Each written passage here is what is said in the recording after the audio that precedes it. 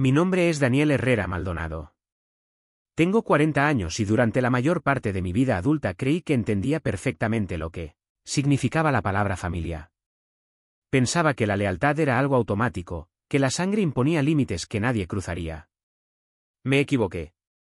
Esta es la historia de cómo mi propio hermano intentó quedarse con todo lo que mi padre construyó y de cómo, sin gritar, sin amenazas y sin violencia, dejé que la verdad y el sistema hicieran el trabajo por mí. Mi padre, Patricio Herrera Mendoza, llegó a Guadalajara en 1978 con 5.000 pesos, una caja de herramientas vieja y una terquedad que rozaba la locura. Empezó haciendo reparaciones pequeñas, ampliaciones, trabajos que otros rechazaban. Poco a poco fue creciendo. Para cuando yo terminé la universidad, su pequeña empresa se había convertido en una constructora sólida que daba trabajo estable a decenas de familias. Nunca fue un negocio glamuroso, pero era honesto, rentable y respetado. Miguel, mi hermano mayor, siempre fue el carismático. 5 años más grande que yo, hablaba con facilidad. Sabía leer a las personas y tenía el mismo encanto natural de mi padre. Yo era lo opuesto, callado, metódico, obsesivo con los números. Mientras él cerraba tratos en comidas largas y campos de golf, yo pasaba horas revisando contratos, facturas y flujos de efectivo. Nuestro padre solía decirlo sin rodeos: Miguel trae el negocio, Daniel lo mantiene limpio. Durante 15 años ese equilibrio funcionó a la perfección. La muerte de mi padre en febrero de 2022 rompió ese equilibrio de golpe. Un infarto en plena obra, sin aviso, sin despedidas. Tenía 69 años y seguía subiendo andamios como si el tiempo no existiera. El funeral fue multitudinario. Miguel dio un discurso impecable, emotivo, de esos que hacen llorar incluso a quienes no conocían bien al difunto.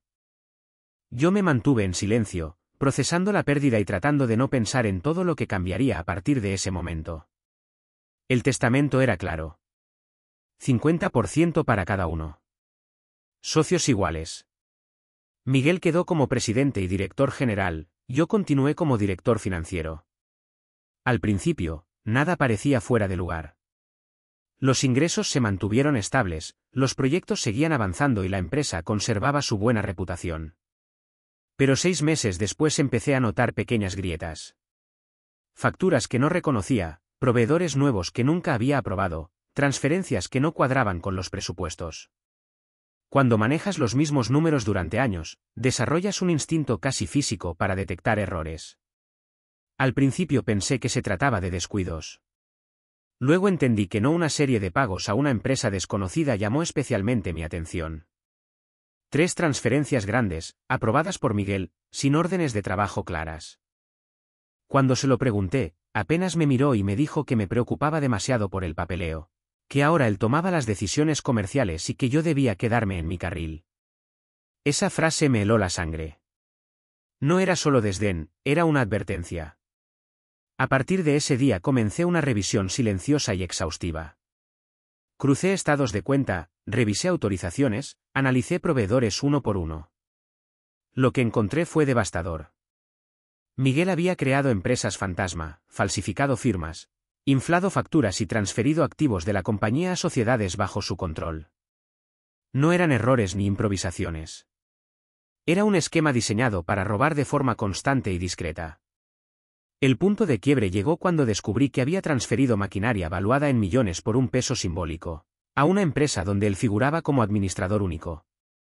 Imprimí todo. Cada documento, cada movimiento, cada prueba. 2 cajas completas de evidencia. Ese mismo día entré a su oficina y dejé mi carta de renuncia sobre su escritorio.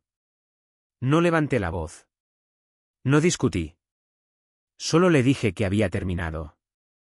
Por un segundo vi miedo en sus ojos, pero enseguida volvió la arrogancia. Me llamó contador, no empresario.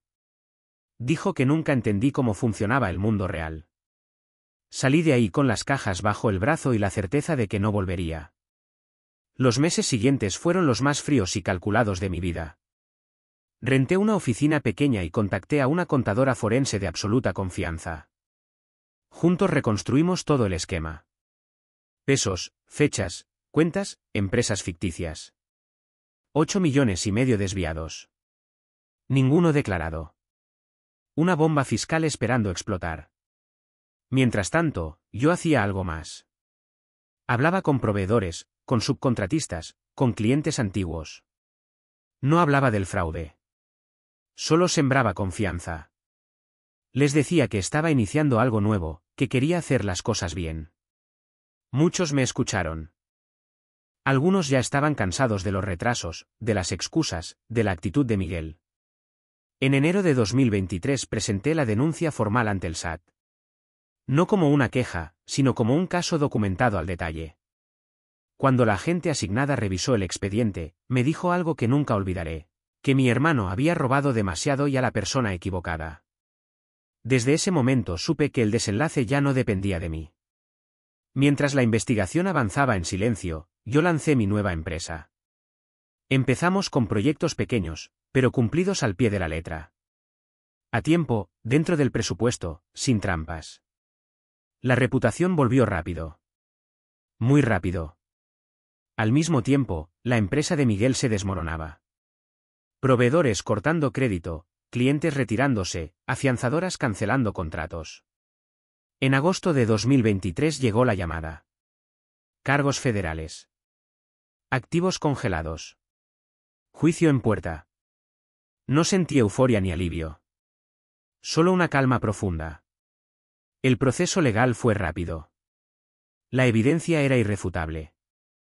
Miguel fue condenado a prisión y a pagar una suma que probablemente nunca podrá cubrir. La empresa que mi padre construyó desapareció, pero su esencia no. Hoy mi compañía crece de forma constante.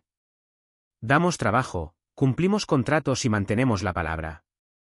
Nunca visité a Miguel. No hubo nada más que decir. Él tomó sus decisiones y yo tomé las mías. A veces la venganza no consiste en destruir, sino en mantenerse firme, documentar la verdad y dejar que el peso de las consecuencias caiga por sí solo. Porque cuando estás parado sobre terreno sólido, no necesitas gritar para que todos escuchen.